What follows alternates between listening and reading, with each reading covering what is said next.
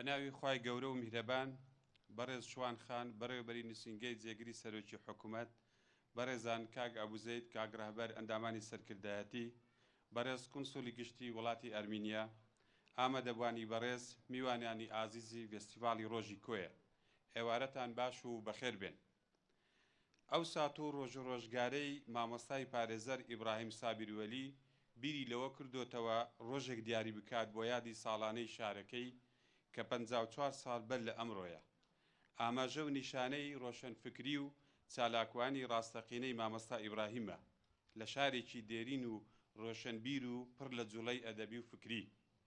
بەڕێزان، پێگە و گەورەی ئەو شارە مەزنە کەوا شوێنی بەیەکەوە ژیانی ئاینە جیاوازەکان و فرەڕەنگ و یەکتر قوبولکردنە هەروە ئاسان نییە لە کات و ساتێکی ئاوە بەرومەودا کورت باسی لەوە بکرێت.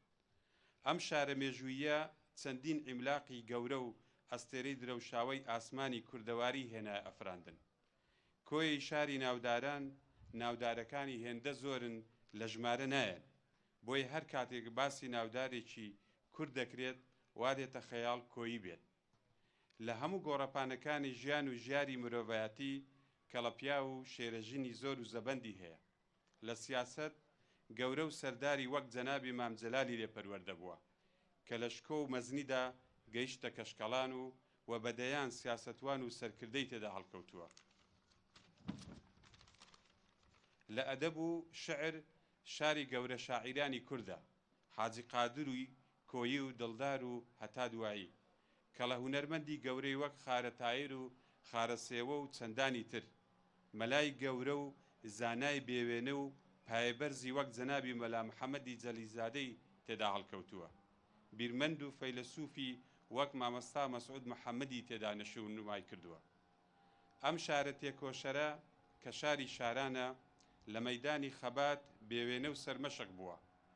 ڕۆڵەی ئەجگار زۆری بەخشیوە بۆ ڕزگاری گەل و نیشتیمان، بۆیە هەمیشە خەڵکی ئەم شارە داوای خزمەت و خزمەتگوزاری زیاتری هەیە لەو حکومەتەی پشکی شێری هەیە لە دروستکردنی. بۆیە لێرەوە بە دەرفەتی ئەزانم داوا لە حکومەت بکەم ئاوڕی زیاتر لە شارەکە بداتەوە، چونکە کۆیە و دەوروبەری پێویستی بە خزمەتی زیاترە.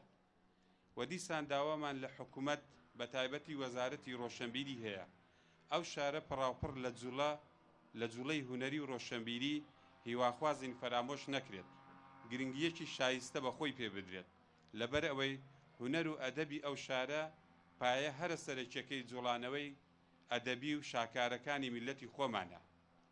و ئەمەوێت سوپاسی بێپایانم دەرببڕم بۆ جەنابی کاقوبات تاڵەبانی بۆ فیستیڤاڵی ئەم ساڵی ڕۆژی کۆیە کۆیەتی و خۆیەتی لەگەڵ کردین و نووسینگەکەی خۆی ڕاستپارد کەوا ئەرک و خەمخۆری فیستیڤاڵەکەمان بگرنە ئەستۆ.